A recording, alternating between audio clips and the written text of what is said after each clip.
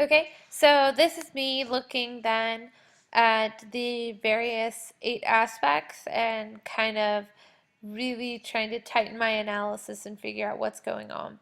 So, aspect 1, I noted that it's 10 stanzas, mostly long. Stanza 4 is one line, and 9 and 10 are short.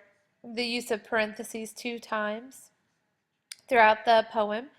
Aspect 2, my first impression of the poem, the narrator watches the younger sister strategize in a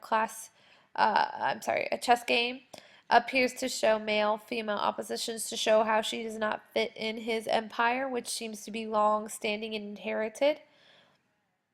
Then I'm going in and the things that struck me.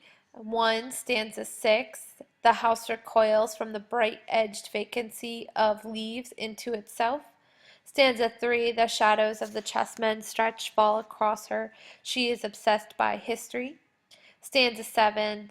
It was the entire stanza that kind of struck me. Stanza 8, hunting the mechanical unicorn under a coin-round sun, and then stanza 10, in her cellar the mailed costumes rustle, waiting to be put on. Almost suggesting that there's a costume change. Uh, in there, I had a couple of questions. Stanza 1, why cross-legged? Stanza 2, why does the costume lose their stiff directions? Stanza 7, why is he a white king? Why not the black king? And then stanza 8, the mechanical unicorn, I think was an interesting word choice. So aspect 3 is looking at the events, and I think that the first thing she does is the narrator sets up 2 spaces. We have men's space, which is the chessboard, and inside the house where he rules, and then the women's, which is this green space that she's looking outside at the window. And so the patriarchy positions women in the house filled with these relics of the past, and it is the old way of ruling. But despite her efforts and her equal skill level, which is suggested by the fact that she could, in the end, they get a stalemate, she still loses because she must submit. However, she does not give up and suits up to battle again despite the concrete mazes that stand in her way. And the main concerns, I think, of this poem is Atwood showing how women are positioned, and she's also making us think about the fact that it's all a game in the end.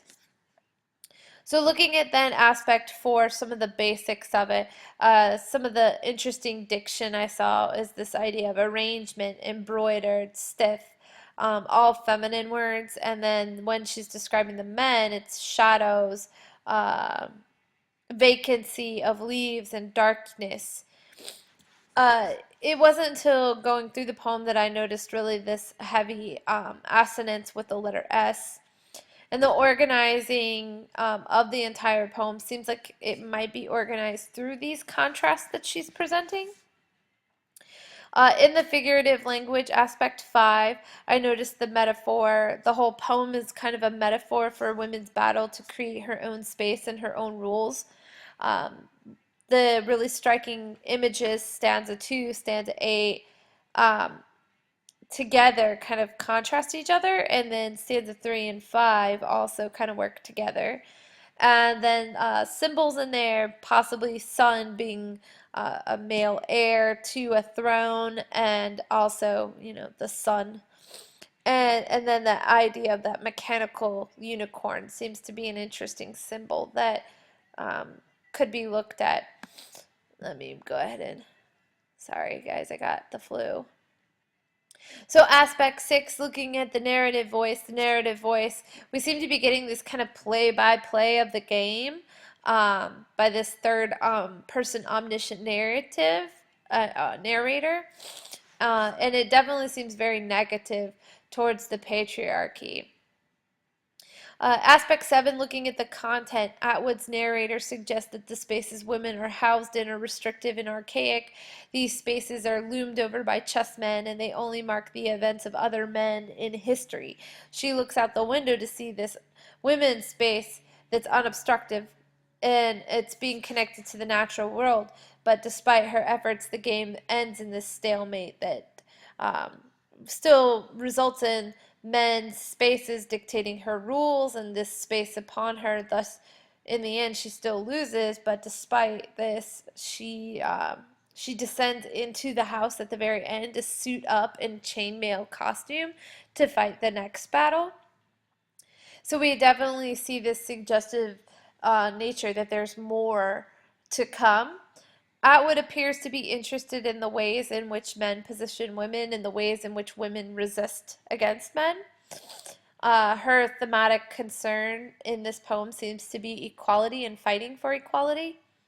And she seems to also be saying that the women should continue to fight for this equality and not give up despite what seems to be very unfair rules.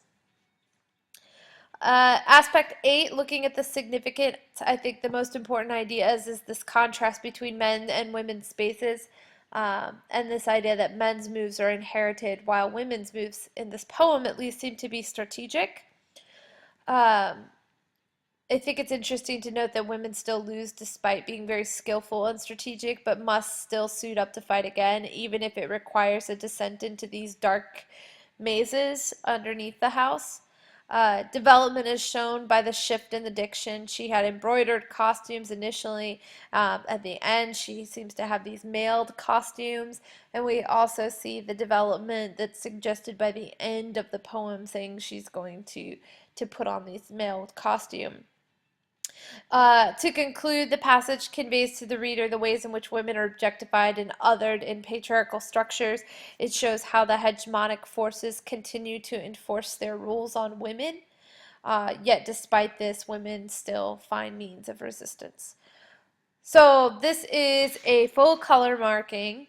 Of course, I do not expect you to do this to all of the poems and go through each of the 8 aspects for each of the poems, but if you can begin to gain some sense of what's going on and develop some kind of plan of action for what's happening in the poem and how that is working with meaning, that would be fantastic. Uh, you should definitely, for your preliminary run-throughs, mark your stanzas.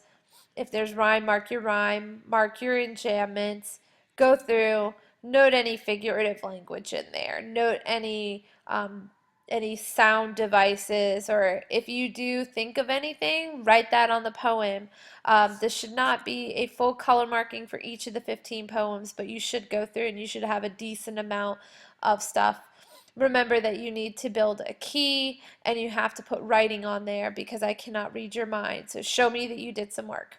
All right, you guys have a happy Thanksgiving.